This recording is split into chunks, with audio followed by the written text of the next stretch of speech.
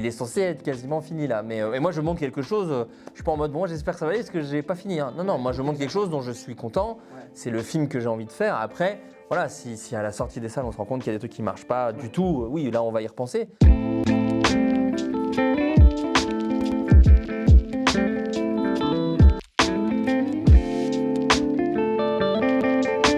Salut Florent. Bonjour. Je m'appelle Hugo, je suis chargé Enchanté. de poser quelques questions autour du festival. Avec plaisir. C'est un festival que je connais bien, je suis venu dès les premières éditions, ça, je l'ai vu un peu évoluer. J'ai fait quelques missions de bénévolat et là on m'a demandé de poser des questions ici, de quelques interviews, je sais pas bien pourquoi. En tout cas. C'est ta première fois? Non, sur des interviews mais sur les festivals ouais. Non, mais je parlais d'un interview. Non. Ah ouais. Ok, bon c'est cool. Mais là c'est très formel, on a même un public, ça fait drôle. Ouais.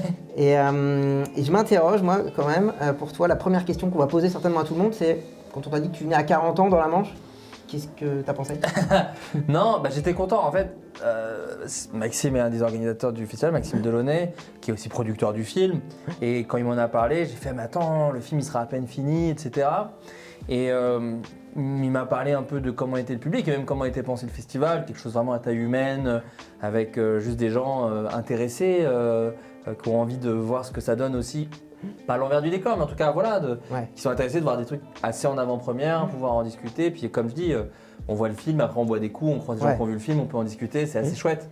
Donc non, c'était dans l'idée, c'était vraiment cool. Et puis ça permet d'avoir les premiers retours. On n'a jamais diffusé le film avant Mais ce oui, soir. alors ça c'est assez dingue. Ouais. Bon, Donc, du coup, t'as pas menti parce qu'il y a un succès, quand même les gens faisaient la queue. Là, en vrai, faut dire la vérité aux gens, c'est que là, il n'y a pas trop eu de sortie de séance encore. Là, les gens regardent le film alors on en parle.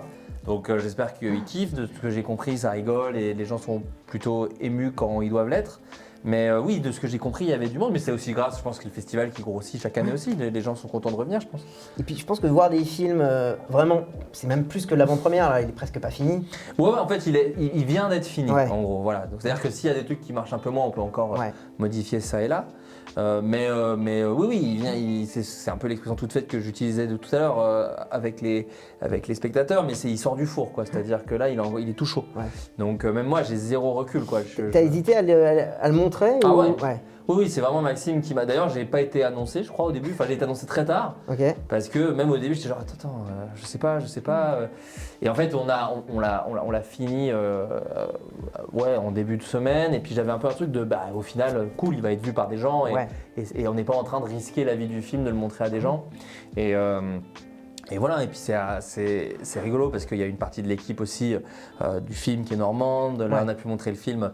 Il y avait le directeur de production, les gens des décors, les gens du son. Donc, c'est un petit cadeau à leur faire quand même aussi. Non, en tout cas, c'est pas un cadeau, parce que je sais pas si c'est un cadeau, mais en tout cas, c'est chouette de pouvoir leur montrer le film dans des conditions chouettes, d'une salle de cinéma pleine.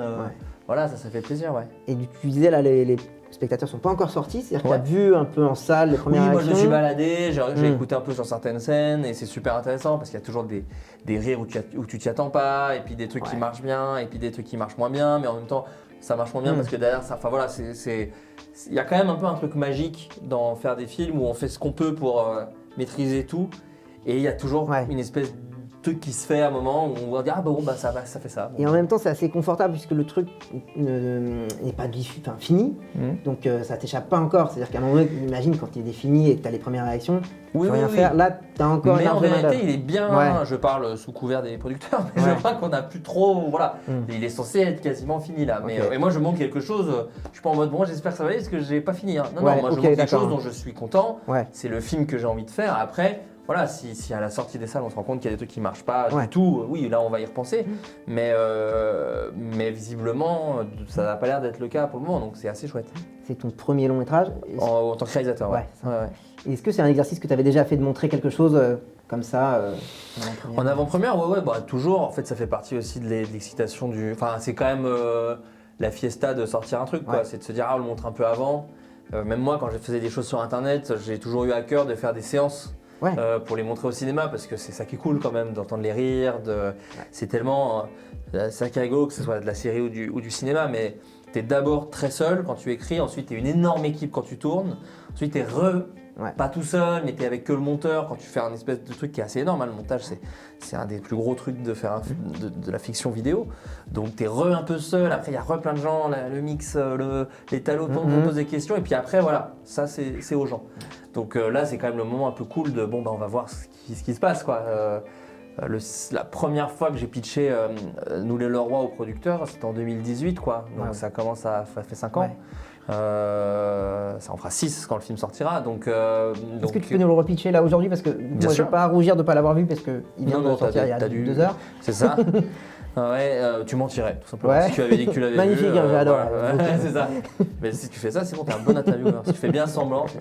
Non, le pitch c'est tout simple, c'est une femme de 46-47 ans qui se dit, qui voit ses enfants bientôt partir, le plus grand à 18, la plus jeune à 16, et qui se dit mais en fait je crois que j'aime plus mon mari, je crois que je suis resté pour le côté famille, et je crois que je vais me séparer de mon mari. Et elle l'annonce d'abord à ses enfants qui eux sont un peu de cette génération assez moderne, donc ils disent oui on comprend, si t'aimes plus papa, sépare-toi.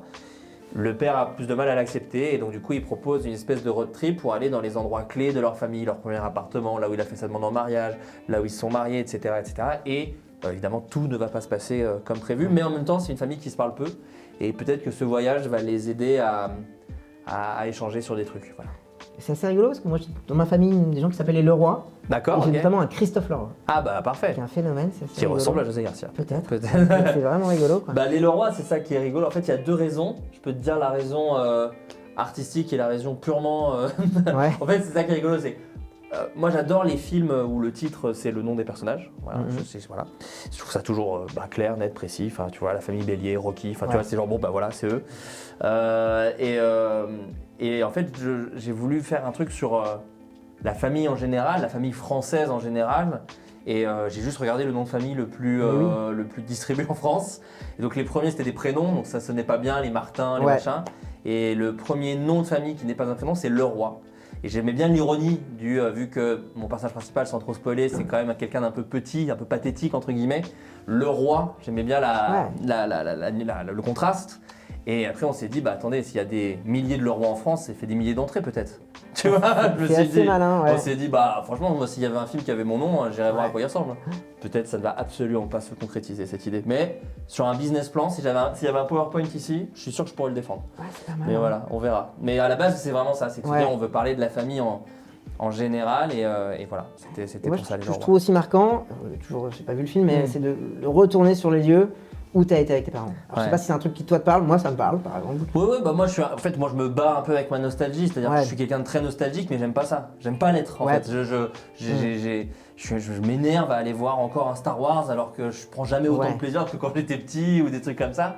Et il y a toujours un truc où je suis toujours tourné sur les choses bien du passé et voilà, et donc du coup ça fait partie. Il y a beaucoup de thèmes dans le film qui sont abordés. J'ai essayé d'être le plus, même sur le fait que c'est un film sur la famille, j'ai voulu faire en sorte que même les adolescents aient leur trajectoire et soient pas juste, sans mauvais jeu de mots, les parents pauvres de leurs parents, quoi, qu'on se dise pas, oui, il y a les héros, Garcia et Gainsbourg, et puis il y a les 2 petits, bon voilà.